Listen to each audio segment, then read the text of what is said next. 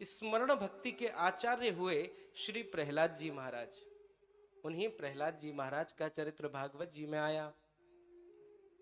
अब ये पूरा घटनाक्रम कैसे बना? तो बोले एक बार की बात थी, ये जो हिरण्याक्ष और हिरण्यकश्यपु ये दो भाई हुए। ये दो भाई कौन हैं? तो भगवान के ही पार्षद हैं, जय विजय हैं। सनकादिकों को वैकुंठ में प्रवेश ना करना दिया तो ही श्राप मिल गया और असुर योनि में आना पड़ा।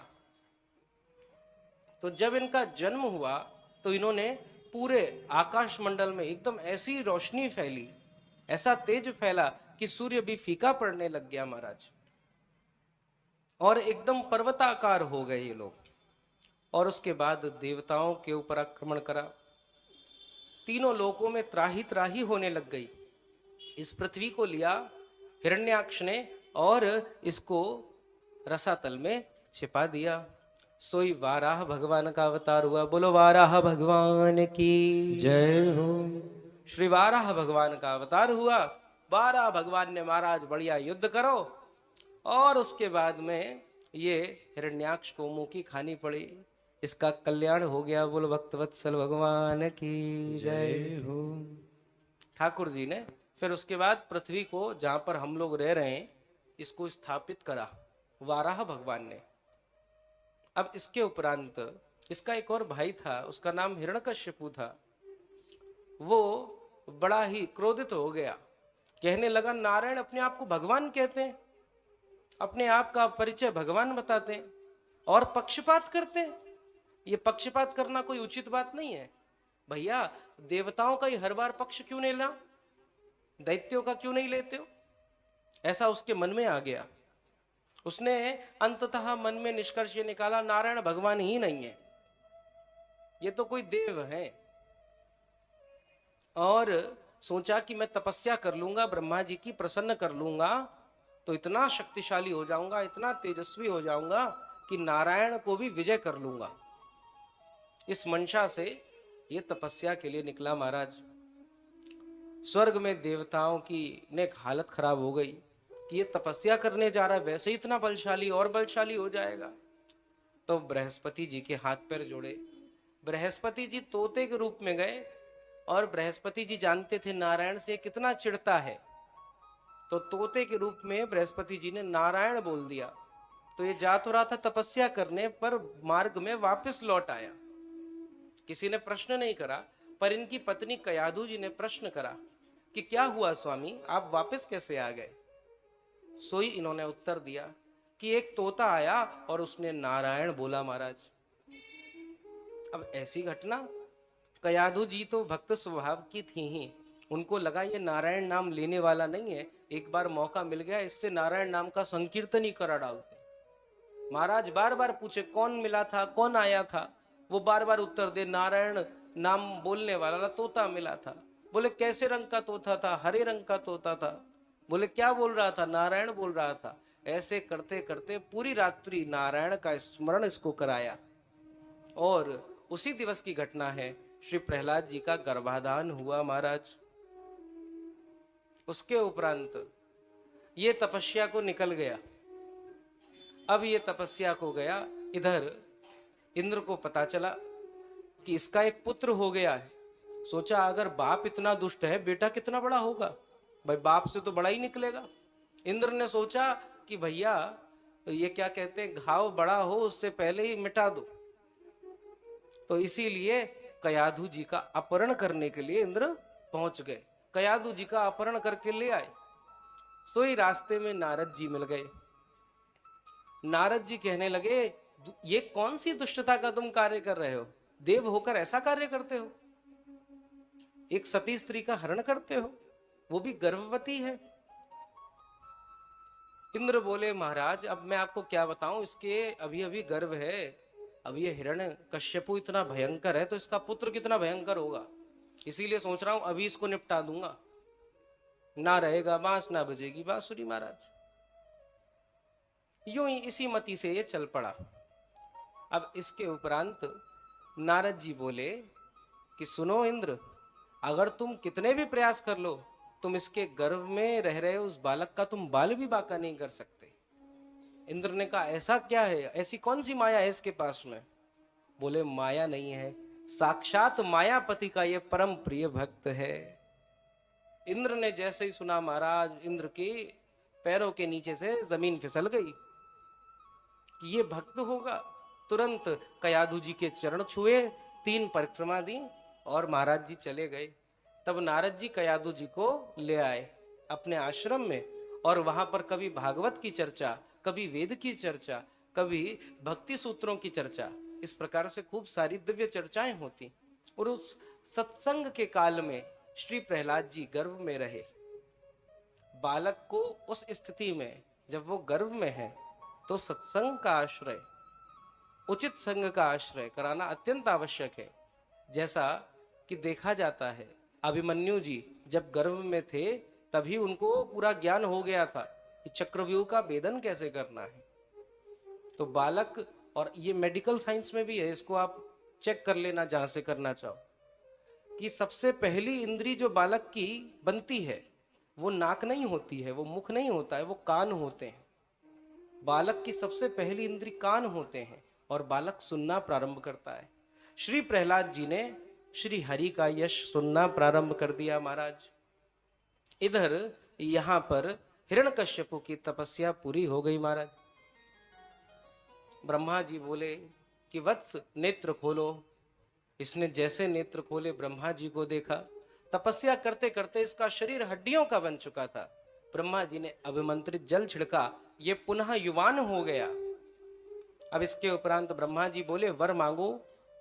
हिरण्यकश्यपु बोला महाराज हमें तो तुम अमर बना दो। ब्रह्मा जी बोले अमर तो हम भी नहीं है, हमारी भी ड्यूटी का समय होता है, एक समय के बाद तो हमको भी जाना है, तो मैं तुझे भला अमर कैसे बना सकता हूं? जो चीज मेरे पास ही नहीं है वो मैं तुझको कैसे दे दूं? कोई और वरदान मांग ले। सो ही इसने दूसरा वरदान मांगा महाराज। बड़ी चतुराई करी वरदान में। बोला कि नांतर बहिर दिवानक्ता मन्यसेदपि चायुधे न भूमो नाम्बरे मृत्युर नानरे नामृगैरपि। न अंतर, बोले अंदर भी ना मरूं, बाहर भी ना मरूं, आकाश में भी ना मरूं, पाताल में भी ना मरूं, इस घर के अंदर ना मरूं, घर के बाहर ना मरूं, प्रातः के समय ना मरूं, रात्रि के समय ना मरूं, देवता दानव यक्ष गंधर्व किसी के द्वारा ना मरूं। अंततः बोल दिया ब्रह्मा जी आपकी सृष्टि में बनाए हुए किसी भी जीव द्वारा मेरा वध ना हो। ब्रह्मा जी की महाराज चारों की चारों बुद्धि चकरा गई। अब इसने तो अमृत का ही वरदान मांग लिया है।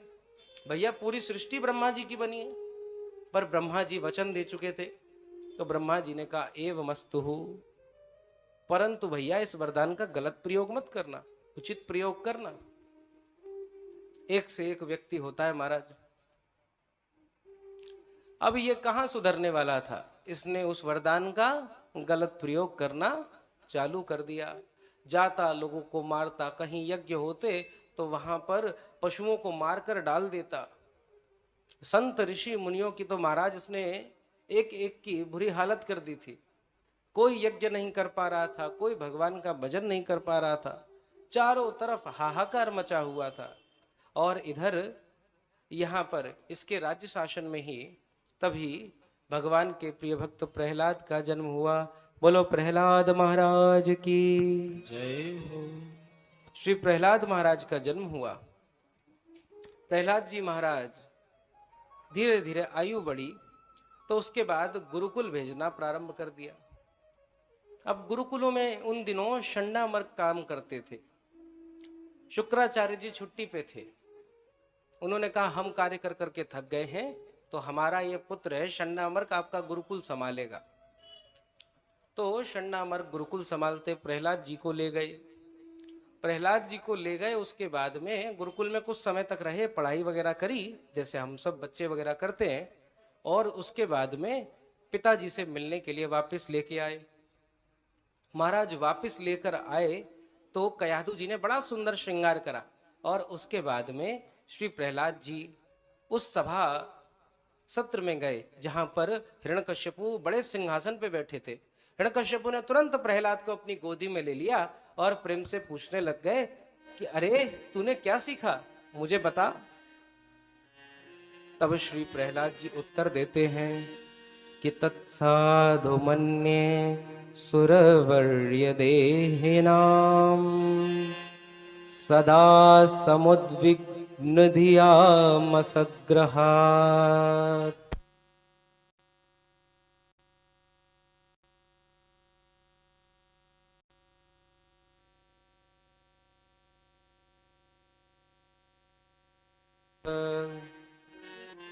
श्री प्रहलाद जी उत्तर देते हैं कि पिताजी मैंने एक बड़ी काम की बात सीख ली कि व्यक्ति संसार में घूमता रहता है, अपने झूठे संबंधों को असारे संसारे विषय विषसंघा कुलधिया, इस असार संसार को सत्य मानकर बैठ जाता है, झूठे संसार को सत्य मान लेता है, झूठे संबंध को सत्य मान लेता है। और अंततः जैसा कोई व्यक्ति अंध कूप में गिर जाए, अंधे कुएं में गिर जाए, अंधा कुएं माने ऐसा कुआं जहां पर जल सूख चुका है और उस कुएं को विषैले प्राणियों ने अपना रहने का स्थान बना लिया। अगर व्यक्ति गिरने से बच गया तो वो विषैले प्राणी उसको जीवित नहीं छोड़ेंगे। ऐसे ही संसार में आसक्ति करे हुए लोग हैं, इस संसार में अपने आप को बांध कर बैठ गए। जैसे चतुश्लोकीय भागवत की व्याख्या जब द्वितीय दिवस में हुई थी तो उसके अंदर सुदामा जी के और श्री कृष्ण की वार्ता आई थी कि कैसे सुदामा जी ने एक बार प्रश्न करा कि ठाकुर जी आपकी माया कैसी है। तो नदी में बहते बहते सुदामा एक नगर में पहुंच गए और नगरवासी उनको राजा बना बैठे। अंततः रानी मर गई और उसके बाद उस नगर की प्रथा ये थी कि राजा को भी रानी के संग मार डाला जाता है। महाराज सुदामा जी अपनी धोती उठाकर भगे, भागते भागते एकदम से हा कृष्ण हा कृष्ण हा कृष्ण बोलने लग गए। सोई डुबकी ठाकुर जी लगा रहे थे नदी के अंदर और जैसे ही बाहर निकले देखा श्याम सुंदर खड़े। ठाकुर जी ने कहा ये है मेरी माया, न तेरा विवाह हुआ न तू मर रहा था, फिर भी तुझको आभास हो रहा है। यथा भासो यथा तमः, आभास होना ही माया है।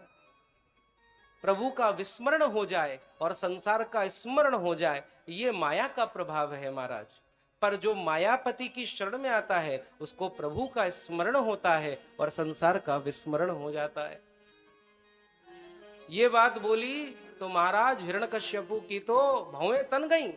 उसने उठाकर श्री प्रहलाद जी को नीचे फेंक दिया, बोला तू मेरा बालक नहीं हो सकता। शंडामर्क जी तुरंत बुलाए गए, शंडामर्क इधर आओ, ये क्या क्या तुमने इसको सिखा दिया है। मेरा दैत्य बालक है, मेरे गुणगान करे, इसको पता नहीं है इस सृष्टि में इकलौता भगवान मैं ही हूं।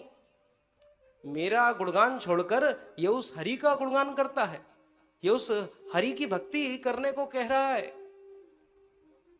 शंडामर्क जी ने कहा महाराज हम प्रयास करेंगे, हम देखे रहेंगे, आप हमें एक और अवसर दीजिए। हिरण्यकश्यपु ने कहा दे दिया हमने तुमको अवसर। इसके बाद गए महाराज और शंडामर्क जी के पास श्री प्रहलाद जी रहे। एक कमरे में प्रहलाद जी को बंद कर दिया गया, एक परिंदा भी पर ना मार पाए, ये ऐसी निगरानी रखी जाती प्रहलाद जी पे। और प्रहलाद जी अंदर हरिशरणम श्रीमन नारायण ऐसा गान करते रहते। और कुछ समय बीता तो पुनः हिरण्यकश्यपु ने बुलाया, मेरे बेटे ने क्या सीखा जरा देखूं तो सही। शंडामर्क से कहा शंडामर्क जरा मेरे पुत्र को बुलाओ। शंडामर्क जी प्रहलाद जी को लेकर आए, बोले कि इस बार तुमने क्या सीखा है अपने गुरु जी से हमको बताओ। पुनः गोदी में बैठाया। श्री प्रहलाद जी बोले पिछली बार तो एक ही बात सीखी थी, इस बार 9 बातें सीख कर आया हूं। बोले 9 बातें सीख ली, क्या बात है भाई, इतनी छोटी उम्र में इतना ज्ञान, बहुत बढ़िया। वो 9 बातें क्या है जरा बताओ। तो श्री प्रहलाद जी महाराज बोले कि श्रवणम कीर्तनम विष्णु स्मरणम पाद सेवनम अर्चनम वंदनम दास्यम सख्यात्मनिवेदनम्। श्री प्रहलाद जी महाराज बोल रहे हैं कि मैंने भगवान की 9 भक्तियों के प्रकार सीखे हैं। भगवान की सबसे पहली भक्ति है श्रवण, फिर कीर्तन, फिर स्मरण, फिर पाद सेवन अर्थात भगवान की सेवा। उसके बाद में भगवान की अर्चना करना, पूजा करना, वंदन करना, स्तुति आदि करना, दास्य, फिर इसके बाद में ठाकुर जी को अपना मान लेना, ठाकुर जी से अपना संबंध जोड़ लेना। ठाकुर जी कोई दूसरे नहीं है, वो मेरे ही हैं। दास्य के रूप में मेरे स्वामी हैं, सख्य के रूप में मेरे ही सखा हैं, वात्सल्य भाव में कि मेरे माता पिता के रूप में श्री ठाकुर जी हैं, वात्सल्य भाव में कि मेरे लाडले पुत्र के रूप में ठाकुर जी ही हैं। ऐसे अलग अलग भावों से श्री ठाकुर जी को अपना मान लेना, ऐसा कहा। और इनके आचार्यों के नाम बताए। बोले श्रवण भक्ति के आचार्य हैं परीक्षित। परीक्षित जी ने 7 दिन 7 रात कुछ नहीं खाया, कुछ नहीं पिया, केवल भगवान की कथा सुनी, इसीलिए श्रवण भक्ति के आचार्य हुए। कीर्तन भक्ति के आचार्य हैं श्री नारद जी। सदा सर्वदा नारद जी जहां जाते हैं हरि शरणम श्रीमन नारायण ऐसे गान करते हुए जाते हैं। स्मरण भक्ति के आचार्य स्वयं श्री प्रहलाद जी ही हैं। कितनी विपत्ति आएंगी प्रहलाद जी के जीवन में, पर कभी भी ठाकुर जी का नाम नहीं भूलेंगे। और यहाँ कांटा भी लग जाए तो महाराज हे भगवान हमने ऐसा कौन सा पाप कर दिया, ऐसी स्थिति हमारी है।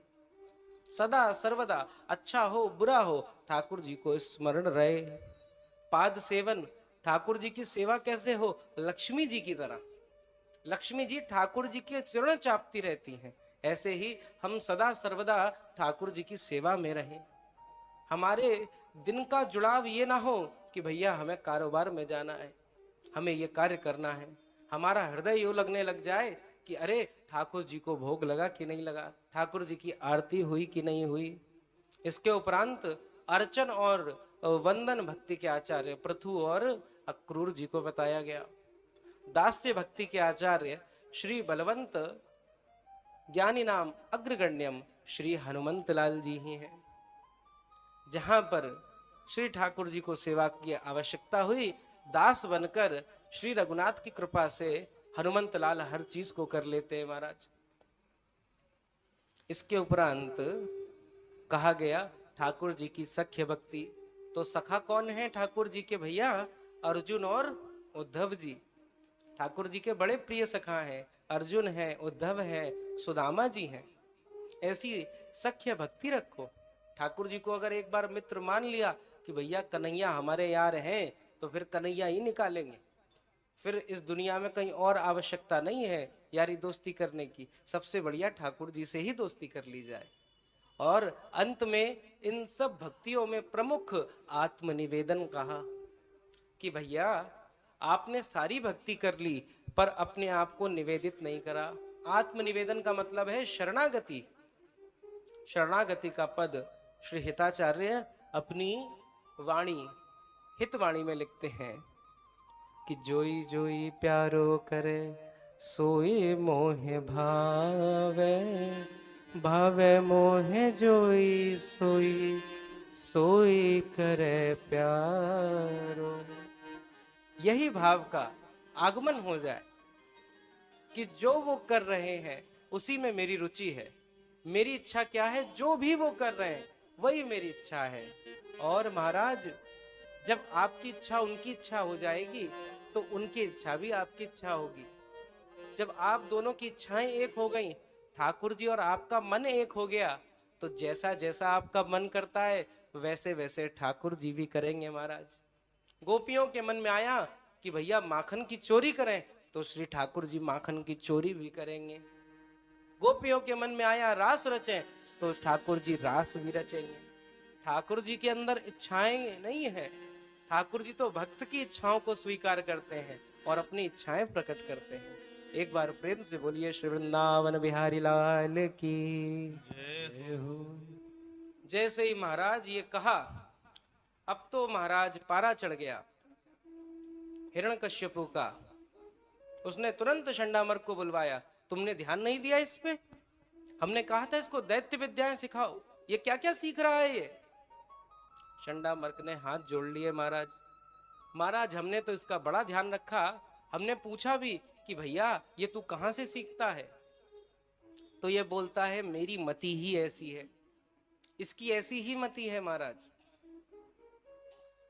तो हिरण्यकश्यपु बोला कि इतने दुष्ट पुत्र को मैं अपने सामने नहीं रख सकता। चंडामर्क एक काम करो, तुम क्या करो, मदिरा लो, एक हाथी को पिलाओ और इसको उससे कुचलवा दो। देखो मेरा पुत्र है, मैं मार तो नहीं पाऊंगा पर तुम मरवा दो। सारी सभा हैरान, महाराज अपने ही पुत्र को मरवाने के लिए कह रहे। हिरण्यकश्यपु ने सबको संबोधित करा कि देखो यहां भगवान का स्वरूप मैं ही हूं और मेरे नियम से अगर मेरा पुत्र भी अलग चलेगा तो उसको भी मैं जिंदा नहीं छोड़ूंगा। इधर चंडामर्क ने हाथी को मदिरा पान कराना शुरू करा। महाराज हाथी मदिरा पान कर कर मदमस्त होकर आया, प्रहलाद जी को सामने खड़ा कर दिया गया और उसके उपरांत प्रहलाद जी अपने हाथ जोड़े हुए खड़े हुए और ठाकुर जी का स्मरण कर रहे हैं, ठाकुर जी से प्रार्थना कर रहे हैं, केवल यही अपने मन में संकीर्तन कर रहे हैं, अपने हृदय से ठाकुर जी को याद कर रहे हैं। इसीलिए स्मरण भक्ति के आचार्य हैं ये, एकदम ठाकुर जी की स्मृति बनी हुई है। इधर से वो हाथी आया महाराज और इधर प्रहलाद बोले कि श्रीमन नारायण नारायण नारायण, श्रीमन नारायण नारायण नारायण, श्रीमन नारायण नारायण नारायण, श्रीमन नारायण नारायण नारायण, लक्ष्मी नारायण नारायण नारायण, लक्ष्मी नारायण नारायण नारायण, भजमन नारायण नारायण नारायण, भजमन नारायण नारायण नारायण। देखा तो क्या हुआ महाराज, उधर से वो हाथी दौड़ता हुआ आया पर प्रहलाद जी को नहीं कुचला, उल्टा चंडामर्क जी को ही कुचल दिया महाराज। प्रहलाद जी तो बड़े डर गए महाराज, अरे मेरे गुरुदेव भले ही ऐसा कृत्य करा पर मेरे गुरुदेव को पुनर्जीवित कर दो। ठाकुर जी से प्रार्थना करने लगे कि हे नारायण पुनर्जीवित हो जाए। तुरंत चंडामर्क जीवित हो गए। हिरण्यकश्यपु ने दूसरा पैतरा आजमाया, एक बड़े ऊंचे पर्वत से ले गए और धक्का दे दिया महाराज। परंतु उस स्थिति में भी क्या कह रहे हैं कि महाराज एक ही नाम, एक ही भगवान का गुण, श्रीमन नारायण नारायण नारायण, श्रीमन नारायण नारायण नारायण, भजमन नारायण नारायण नारायण, भजमन नारायण नारायण नारायण, लक्ष्मी नारायण नारायण नारायण, लक्ष्मी नारायण नारायण नारायण, श्रीमन नारायण नारायण नारायण, श्रीमन नारायण नारायण नारायण। इसके बाद तुरंत गरुड़ जी आए और गिरते हुए प्रहलाद जी को बचा लिया। अब तो और क्रोधित हुआ, बोला अगर वायु में ऊपर पहाड़ से नहीं मर सकता इसको समुद्र में फेंकवा दिया जाए। एक बड़े भारी पत्थर को प्रहलाद जी से बांध दिया गया और उसके बाद समुद्र में धक्का दे दिया गया महाराज। जैसे ही श्री प्रहलाद जी अंदर गए अपने हृदय में एक ही नाम स्मरण कर रहे हैं कि श्रीमन नारायण नारायण नारायण, श्रीमन नारायण नारायण नारायण, लक्ष्मी नारायण नारायण नारायण लक्ष्मी नारायण नारायण नारायण भजमन नारायण नारायण नारायण सभी लोग नारायण नारायण नारायण लक्ष्मी नारायण नारायण नारायण लक्ष्मी नारायण नारायण नारायण श्रीमन नारायण नारायण नारायण श्रीमन्नारायण नारायण नारायण देखा तो क्या हुआ, समुद्र में साक्षात मीन अवतार लिए हुए श्री हरि पहुंच गए, सारे बंधनों को खोल दिया और प्रहलाद जी बाहर आ गए। महाराज हिरण्यकश्यप को अभी भी शांति नहीं हुई, सोचा बाहर तो भगवान बचा लेते हैं, इसको काल कोठरी में बंद कर देता हूँ। वहां सांपों को रख दिया, प्रहलाद जी अंदर बंद हो गए और भगवान का स्मरण कर रहे हैं। लक्ष्मी जी से रहा नहीं गया, कई दिनों से प्रहलाद भूखे, तो लक्ष्मी जी दिव्य भोजन की थाल ले आई। देखते कि जितने सांप थे वो भी भक्तिमय हो गए, सारे सांप भी संकीर्तन करने लग गए कि भैया प्रहलाद जी की भक्ति का यही प्रभाव है, सभी संकीर्तन करने लग जाते हैं। तो आओ हम भी करें।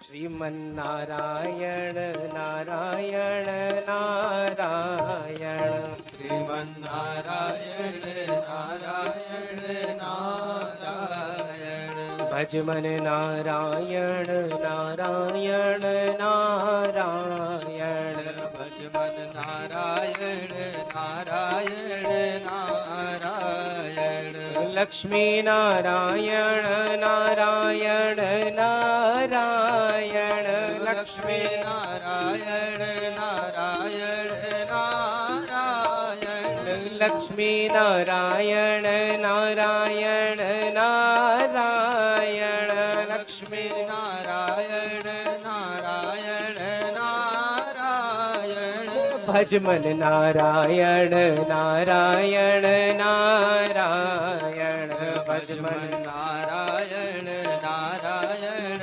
नारायण देखा काल कोठरी खोल के हिरण्यकश्यपु ने साक्षात सोचा था प्रहलाद मर चुका होगा, यहाँ तो प्रहलाद पहले से ज्यादा हट्टे कट्टे हो गए, महाराज मोटे ताजे हो गए। अंततः इसने अपनी बहन को बुलाया। महाराज इसकी बहन का नाम होलिका, होलिका को बुलाया, चिता सजवा दी, होलिका को ऊपर बैठाल दिया, प्रहलाद जी से बोल दिया जाओ अपनी बुआ की गोदी में बैठ जाओ। भोला भालक प्रहलाद और जाकर अपनी गोदी में बुआ की बैठ गया। आग लगा दी गई महाराज, पर प्रहलाद जी का हृदय तो यही स्मरण कर रहा है। श्रीमन नारायण नारायण नारायण श्रीमन्नारायण नारायण नारायण लक्ष्मी नारायण नारायण नारायण लक्ष्मी नारायण नारायण नारायण भजमन नारायण नारायण नारायण भजमन नारायण नारायण नारायण भजमन नारायण नारायण नारायण भजमन नारायण नारायण नारायण श्रीमन नारायण नारायण नारायण श्रीमन नारायण नारायण नारायण श्रीमन नारायण नारायण नारायण श्रीमन्नारायण नारायण नारायण श्रीमन नारायण नारायण नारायण श्रीमन्नारायण नारायण नारायण श्रीमन नारायण नारायण नारायण श्रीमन्नारायण नारायण नारायण श्रीमन नारायण नारायण नारायण श्रीमन्नारायण नारायण नारायण श्रीमन्नारायण नारायण नारायण। बोलो भक्तवत्सल भगवान की जय, प्रहलाद जी महाराज की जय। जय जय श्री राधे। जिन जिनके दोनों हाथ नहीं उठे ठाकुर जी आके डंडा बजाएंगे तुम्हें। दोनों हाथ उठाओ। बोलो वृंदावन बिहारी लाल की जय हो। महाराज खूब ठाकुर जी की ऐसी लीला हुई कि प्रहलाद जी के संग ऐसी ऐसी घटनाएं घट गई। बताओ, अपनी बुआ लेके बैठी है, आग लगाने के लिए तैयार है। बुआ को वरदान है, खुद तो नहीं जलेगी, सोच रही है प्रहलाद जल के भस्म हो जाएगा। पर महाराज बुआ को क्या पता था, जिसके रक्षक हैं श्री राम, वो किसी से हार नहीं सकता। भाई जगन्नाथ का भक्त जगत से हार नहीं सकता। श्री ठाकुर जी जिसके रक्षक हों उसका क्या कहना। बचाने वाले भी ठाकुर जी हैं, लाने वाले भी ठाकुर जी हैं। आग लगाई गई, होलिका महाराज उल्टा भस्म हो गई, प्रहलाद जी को तो कुछ ना हुआ। बोलो भक्तवत्सल भगवान की। सारे बड़े बड़े देवता आ गए महाराज। महाराज क्या वरदान भी पलट जाते हैं क्या? अग्निदेव खड़े हो गए, कहने लगे इसको वरदान प्राप्त था कि ये अग्नि में जल नहीं सकती। क्या श्री हरि वरदान अपने नियमों को पलट देते हैं? सब नारायण के पास गए। नारायण ने उत्तर दिया, महाराज कोई वरदान टूटा नहीं है, ये अग्नि में जली ही नहीं है। तो किसमें जली है? सबने प्रश्न करा तो श्री हरि उत्तर देने लगे कि इसको तो मेरी क्रोध अग्नि ने जला दिया। जो अपराध भक्त पर करहीं, राम रोष पावक सो जरहीं। होलिका को तो महाराज श्री नारायण की उस क्रोध अग्नि ने ही जला दिया। और यही होली का त्योहार हम मना रहे हैं। इसी दिन प्रहलाद जी महाराज की रक्षण करने के लिए उस दुष्ट होलिका को ठाकुर जी ने जला दिया और प्रहलाद जी महाराज का रक्षण करा। हमारा पूरा पर्व यही है, इसी पर्व के लिए आए हैं। और प्रहलाद जी इसके उपरांत ठाकुर जी के सदा स्मरण में ही रहे। अंततः शंडामर्क की जान बचाई थी। इतनी सब विपत्तियां आ गईं तो शंडामर्क ने विचार करा, ऐसा करा जाए कि प्रहलाद की कुछ सहायता तो कर दूं, क्योंकि भैया किसी की जान बचाई हो तो उसको लगता तो है ही। तो शंडामर्क हाथ जोड़कर पहुंच गया, महाराज आप चिंता मत लो, हम इसको पढ़ाने का प्रयास करेंगे, इसको सिखाने का प्रयास करेंगे। शंडामर्क अपने संग ले गए महाराज। अब वहां पर एक दिन बड़ी दिव्य घटना घटी कि शंडामर्क बाहर गए हुए थे और दैत्य बालकों ने प्रहलाद जी को घेर लिया कि तू कैसे बच जाता है, हर बार तुझे कौन बचा लेता है। प्रहलाद जी बोले मुझे तो मेरे हरि बचा लेते हैं और तुम्हें भी बचा लेंगे। कहने लगे देखो ये जो तुम्हारे पास में मनुष्य जन्म है बड़ा अनमोल है। बचपन से ही ठाकुर जी का भजन करना शुरू कर दो, पता नहीं कब जीवन क्षीण हो जाए। कहा गया दुर्लभो मानुषो देह पर देहि नाम क्षण भंगुरः, कि भैया ये मनुष्य देह बहुत दुर्लभ है, बड़े भाग मानुष तन पावा। परंतु दूसरी बात कही गई कि देह नाम क्षण भंगुरा, पर इसका अंत कभी भी हो सकता है, कोई पता नहीं कि कब इसका अंत आ जाए। इसीलिए सदा सर्वदा भगवान का भजन करो महाराज, प्रहलाद जी से सीखो, हर समय भगवान का स्मरण करो, ऐसा उपदेश दिया। तो असुर बालकों को बात जच गई। असुर बालक भी प्रहलाद जी के संग संकीर्तन में तल्लीन हो गए। तभी शंडामर्क आए महाराज। अब देखा कि यहां पर तो प्रहलाद ने यहां इतना सब हमारे असुर जो विद्यार्थी थे उनको भी भक्त बना दिया है। शंडामर्क को लगा अगर मैंने ये बात हिरण्यकश्यपु को नहीं बताई तो वो मुझे जीवित नहीं छोड़ेगा महाराज। शंडामर्क भागते हुए हिरण्यकश्यपु के पास गए और जैसे हिरण्यकश्यपु के पास बैठे, वो सभागार में था, अपनी सभाएं दे रहा था। राजपथ पर सिंहासन पर विराजमान था। चंडामर्क ने जाकर बताया, महाराज प्रहलाद को मैंने समझाने का बड़ा प्रयास करा, पर प्रहलाद के चक्कर में तो महाराज जैसे एक तालाब में कोई गंदी मछली आ जाए तो सारी जगह गंदी हो जाती है, तो वैसे ही महाराज यहाँ पर प्रहलाद के चक्कर में सब लोग भक्त बनते जा रहे हैं। बोले कैसे भक्त बन गए? सब लोग वहां संकीर्तन करने में लगे हुए हैं। बड़ा क्रोध आया, तुरंत कोप करा। हिरण्यकश्यपु बोला, आज तक तो प्रहलाद पे मैंने हाथ नहीं उठाया, पर आज इस प्रहलाद का मैं अंत कर दूंगा। और यूं अपनी खड़ग उठा ली और चल पड़ा महाराज। जैसे आश्रम में आया, श्री प्रहलाद जी संकीर्तन कर रहे थे।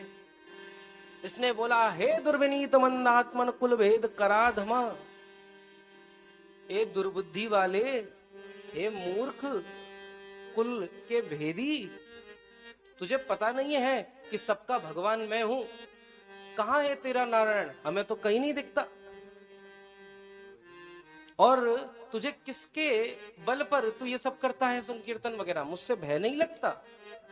तो श्री प्रहलाद जी उत्तर दे रहे हैं कि न केवलम में भवतश्च राजन, सावय बलम बले नाम चा परेशाम, परे वरे में स्थिर जंगमाये, ब्रह्मादयो ये न वशम प्रणीत। प्रहलाद जी बोले, मैं तो उनके बल से बलवान हूं जो मेरा ही बल नहीं है। वो तो इस संसार में जड़ चेतन जगजीव जत जो है सब उनके बल से ही बलवान है। अरे पिताश्री, आप इतनी गर्जना कर रहे हो, वो भी उन्हीं के बल से कर रहे हो महाराज। बड़ा क्रोध आ गया महाराज। तुरंत कहने लगा कि यस्त्वया मंद भाग्योक्तः मदन्यो जगदीश्वर, तू जानता नहीं है कि मुझसे हटकर कोई जगत का ईश्वर कौन हो सकता है? तू कह रहा है वो सब बलवानों का बल है, मुझे तो वो नहीं दिखता। क्वासो यदि स सर्वत्र, अगर वो हर जगह ही दिखता है, कस्मात स्तंभे न दृश्यति, तो इस खंबे में क्यों नहीं दिखाई दे रहा है? प्रहलाद जी ने महाराज कहा कि इस खंबे में भी मेरे भगवान हैं। अरे हिरण्यकश्यपु का तो पारा चढ़ गया महाराज। उसने खड़क निकाल ली और प्रहलाद जी को मारने के लिए यूं ही दौड़ा। तो सत्यम विधातुम निज भृत्य भाषितम, व्याप्तिम च भूतेष्वखिलेष्व चात्मनः, अदृश्यात् यद्भुत रूप मुद्वहन्, स्तंभे सभायाम न मृगम न मानुषम। सत्यम विधातुम निज भृत्य भाषितम, अपने प्रिय भक्त प्रहलाद की वाणी को सत्य करने के लिए श्री हरि उसी समय उस खम्भ को चीर कर प्रकट हो गए। बोलिए नरसिंह भगवान की जय हो। श्री ठाकुर जी का महाराज कितना सुंदर स्वरूप है। अब भक्तों के लिए सुंदर है और दानवों के लिए भयंकर है। महाराज न मृग है, ना पूर्ण रूप से कोई पशुवत है और ना ही मनुष्य है। इनका ऊपर का भाग मनुष्य का है, ऊपर का भाग सिंह का है, नीचे का भाग मनुष्य का है। भागवत जी कहती है इनका स्वरूप कैसा है? कराल दृष्टम करवाल चंचलम, शुरांत जीवा मृखटी मुखोलबड़म, स्तब्धोर्ध कर्णम गिरिकंदराद्भुतम, व्यातास्य हनुभेद भीषणम। महाराज इनकी जो भुजाएं हैं इतनी बलवान हैं कि उसके अंदर ये पूरा जग समा सकता है। कराल दृष्टम करवाल चंचलम, इनकी जो जीवा है शुरांत जीवम, इनकी जीवा एकदम तलवार के समान है, जिसको लग जाए तो वो मृत्यु को प्राप्त हो जाए। महाराज इनके जो नख हैं वो इतने कठोर हैं कि इसके अंदर कोई आ जाए तो जीवन नहीं है, उसका अंत होने ही वाला है। इतना भयंकर स्वरूप। इनकी जो हनु है, इनकी जो थोड़ी है वो पर्वत के समान है। श्री नरसिंह पुराण कहती है कि अतिरौद्रम महाकायम दानवानाम भयंकरः, महानेत्रम महावक्त्रम महादृष्टम महाभुजम। अति रौद्र स्वरूप है श्री ठाकुर जी का, महाकायवान है। दानव जितने खड़े थे हिरण्यकश्यपु के संग, देखकर ही महाराज भयभीत हो गए, सब भागने लग गए, इधर उधर भगदड़ मच गई महाराज। तभी जैसे कोई बिल्ली चूहे को पकड़ लेती है महाराज, ऐसे ही नरसिंह भगवान ने हिरण्यकश्यपु की गर्दन पकड़ ली महाराज। अब इसके बाद वो बड़ा प्रयास करे छूटने का, परंतु नहीं छोड़ रहे, उसको भुजाओं में दबा के रखा है। मेरे भक्त प्रहलाद पर इतना कोप करता है, यूं दबा कर रखा हुआ है। और चौखट पे ले गए। चौखट पे श्री नरसिंह भगवान विराजित हुए, वहां पर बैठे और अपनी गोदी में हिरण्यकश्यपु को रख लिया है महाराज। हिरण्यकश्यपु कह रहा है, तू मुझे मार नहीं सकता, देख मुझे वरदान प्राप्त है, मैं अंदर नहीं मर सकता, मुझे कोई बाहर नहीं मार सकता, कोई दैत्य दानव, अरे ब्रह्मा की सृष्टि में कोई पैदा ही नहीं हुआ जो मुझे मार डालेगा। भगवान बोले, पहली बात तो ब्रह्मा मुझसे पैदा होता है, ब्रह्मा की सृष्टि में मैं पैदा नहीं होता। ना तू अंदर है, ना बाहर है, ना तू ऊपर है, ना नीचे है, देख तू चौखट पे खड़ा है, ना आकाश में, ना पाताल में, ना पृथ्वी में, तू मेरी गोदी में बैठा है। यूं कहकर महाराज तुरंत ही श्री नरसिंह भगवान ने अपने नखों को लिया और उसके उदर को विदीर्ण कर दिया महाराज, और उसकी आंतें निकाल ली। सोई अंतमाली भगवान हो गए। बोलिए अंतमाली भगवान की जय हो। चारों ओर बड़ा विभत्स दृश्य है। प्रहलाद को लेकिन इसमें भी डर नहीं लग रहा है। प्रहलाद अपने प्रभु को ही निहार रहे हैं। नरसिंह आकर प्रहलाद के पास बैठने लगे।